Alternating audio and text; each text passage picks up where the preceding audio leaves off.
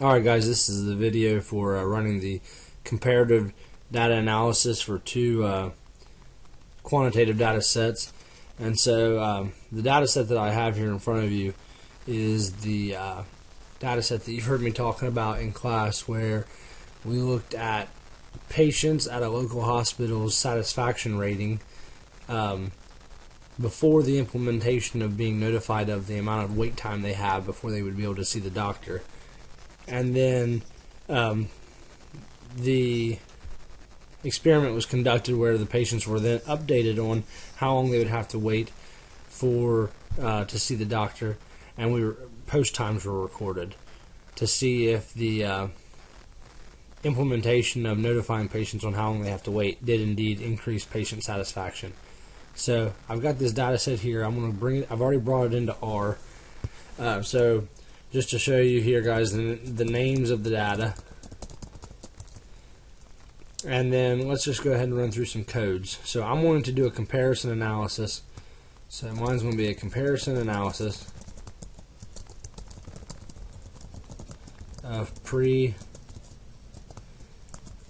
versus post implementation patients satisfaction rating. So as anything, guys, we're going to want to, since we're doing a quantitative analysis, we're going to want to create some histograms. So I'm going to do a histogram of pre, and it gives me the graph that you see over here on the right, and then histogram of post. And you'll notice, guys, on both of these, the x-axis goes up to 35, and the y-axis on this one goes to a little bit above 20. And so I want to go ahead and use that parameter command. So I'm going to do parameter. I'm going to set it to where it gives me graphs. So mf row equals c parentheses, and I want there to be 2 rows and 1 column. So now when I run these histograms, I can see them compared to each other directly. And you might notice, guys, that the scales are off a little bit. The x-axis of the pre goes from 5 to 35, whereas the histogram for the post, the x-axis goes from 20 to 35. So we're going to go ahead and make those corrections now. So we're going to, over here, we want the x and the y-axis to be the same. So we can see they both kind of go up to 20. But what I'm going to do over here is my commands is I'm going to do the histogram of pre. I'm going to change my x limit to be the numbers, let's do 0 to 35. And my y limit to be, say, 0 to 30. Let's see what kind of graph that gives us. Alright, and then let's make that same scale for post. And then now we can get a much better comparison analysis of the two. So the only thing from here, guys, would be go in here and add titles. So main equals pre-implementation patient satisfaction rating, and then do the same thing for the post. So I'm going to just change the word pre to post and change the histogram of pre to histogram of post. And then now we can do our comparison analysis. And if you want to add colors or do anything else to these, you're welcome to. But that, in its most basic format, that is what's necessary for the paper. From there, we need to create, we need to do our summary. So let's do mean of pre. And it's telling us that we can't calculate the mean. So we would do summary of pre, and that gives us our mean.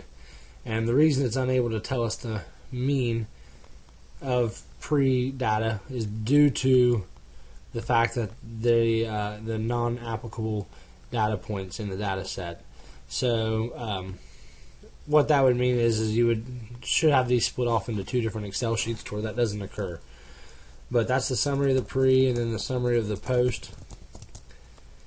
And same thing on that one, you can see. So for running the standard deviation command, you'll want to make sure that you have these in 2 different data sets to where we don't have the non-applicable issue. So just thinking ahead, I'm not going to go through that in this video. You should know how to do that, but that's what we would do.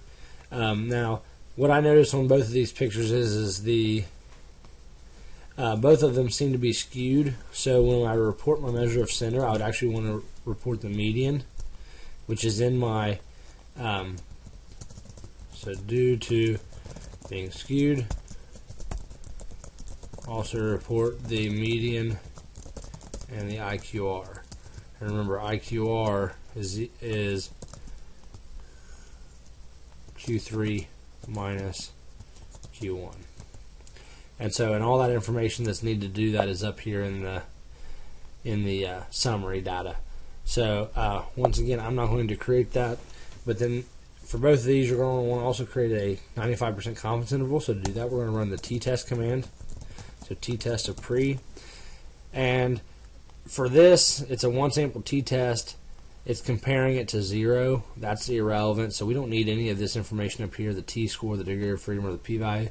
But what you are going to want to make note of is right here. So the mean of x is 23.25862. That indicates that before implementing the implementing the strategy of updating patients on wait time, the average satisfaction rating was a 23.26.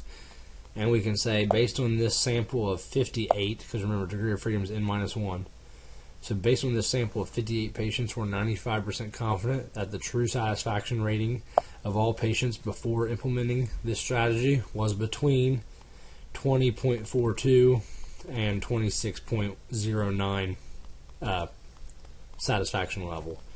And so this was rated on a scale of 0 to 35. So we could actually convert that to percents, but I'm not going to once again do that for this video. So then we do the same thing for post, t-test post, and we could run the report for that. So we can see indeed, guys, the average satisfaction rating out of 35 points pre was 23.25, and the satisfaction rating for the post-implementation patients was 31.62. So we do indeed see that the data sets increased in value. The only thing we need to really check is, did it increase enough to be considered statistically significant? So what we're going to do is we're going to run a 2-sample independent t-test. So before we do that, we need to meet some certain assumptions. And those assumptions are, random. And so the lady that did this had to discuss how she tried to make it random, and it was a convenience sample. So she, after the patients left the hospital, they got an email with please fill out this survey, and then patients voluntarily chose to respond or not to respond. And so that's how she guaranteed it was random.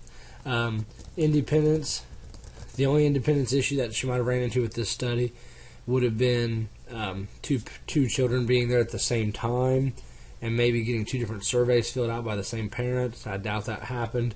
Or maybe having a patient who was in the pre-implementation coincidentally also being in the post-implementation data set. So that would be the only independence issues, but that's, once again, that's just something you would talk about. That's not something you actually need to do in R. And then we need our normality assumption. So once again, to do that, we're going to talk about the histograms. And we've already got the graphs over here.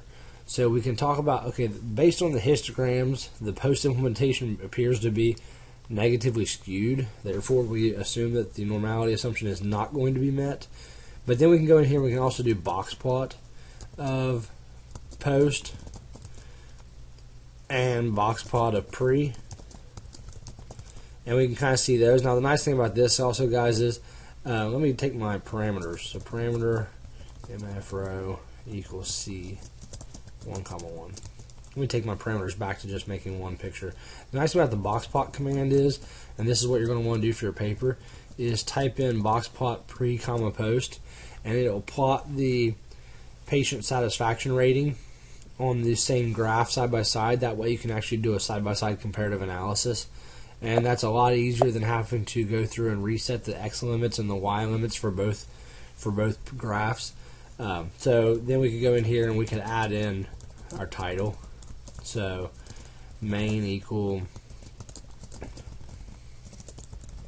patient satisfaction rating out of 35. And we wouldn't put pre or post because this graph has both of them on there. So then we'll do X label equals, and then pre, and then we're going to add several spaces and then post. And I know it seems very informal, and that's okay. But if we do that, we can then see that they're spaced out. So then now we can go up here and just rerun this code and add some additional spaces. And just kind of do that until you get the pre and post lined up with your box plots. I'm sure there's a more formal way of doing it, but that's about the quickest way to create the box plot image. So once again, looking at the data set here, we see that the pre-data set, I would say that the pre-data set based on this box plot might be normally distributed. It seems pretty symmetrical, but the post-data set is definitely going to probably, or no, I shouldn't say definitely, but most likely is going to fail the normality assumption. So once again, then we would do QQ norm pre, and that's going to give us the normality plot for the pre-data set. So I'm going to go in here, and then now you're going to create two data plots or normality plots. So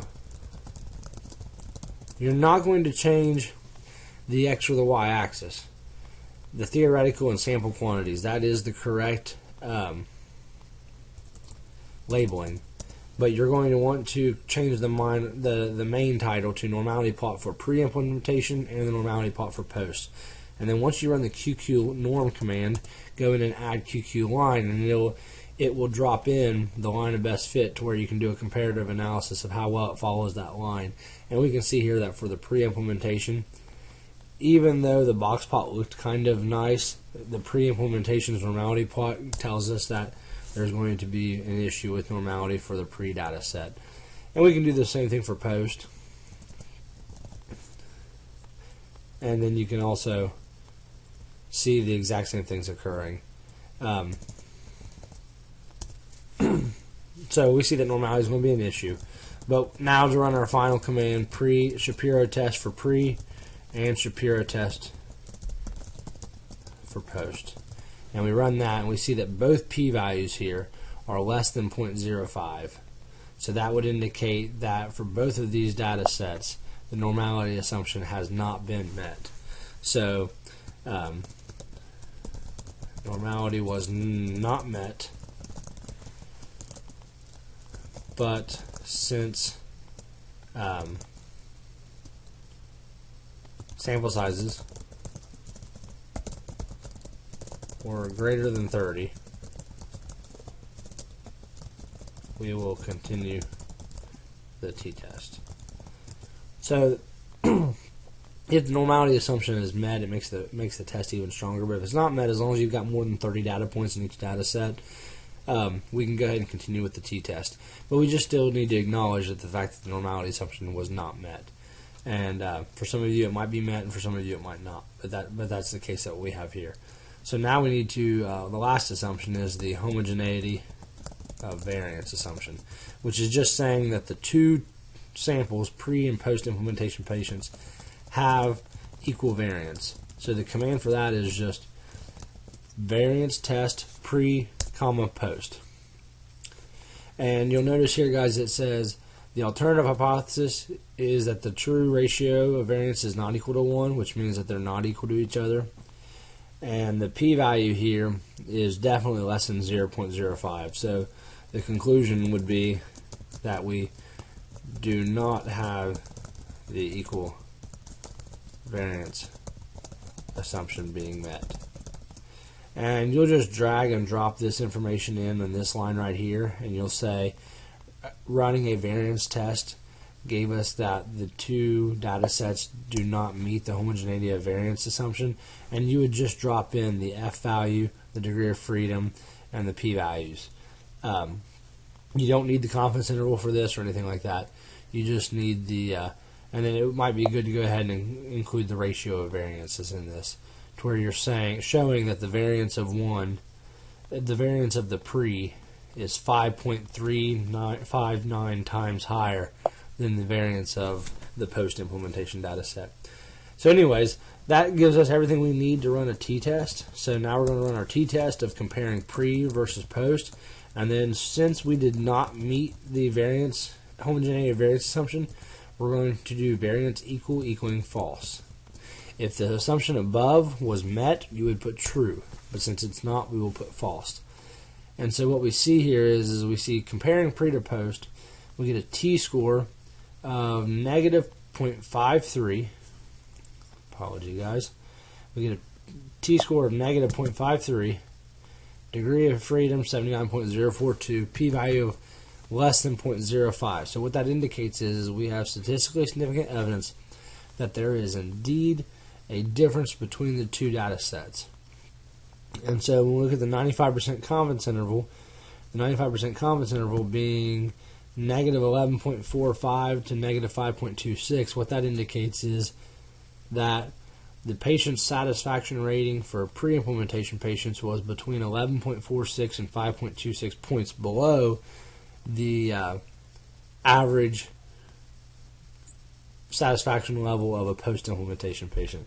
So we'd say based on the samples of this many pre-implementation and this many post-implementation, we're 95% confident that in context of this study, that the implementation of notifying patients of their wait time increased their satisfaction rating by between 5.26 and 11.45 points. Now, if we wanted to, I said this was out of 35 points, so if I divide those two numbers by 35, then, no, sorry, that's 11.46 divided by 35. So we can say, based on these two samples of, I believe it was 58 pre-implementation and 53 post-implementation patients, we are 95% confident that the true satisfaction rating of patients at this hospital increased between 15.02% and 32.74%. And I got these percents just from dividing the point value by 35. And so, guys, that's, you would adjust your 95% confidence interval to say whatever it is in context of your study, but that is what you would need to type up. I was just using this data set because it was conveniently already loaded onto my computer. So that should be everything you need. That was actually a pretty short video. The other video was 22 minutes. This one's only 18 minutes. So anyways, if you can't think of any other codes that are, and if I left out anything in this video, the codes that you need should be in that packet that has your final exam explained to you. So good luck.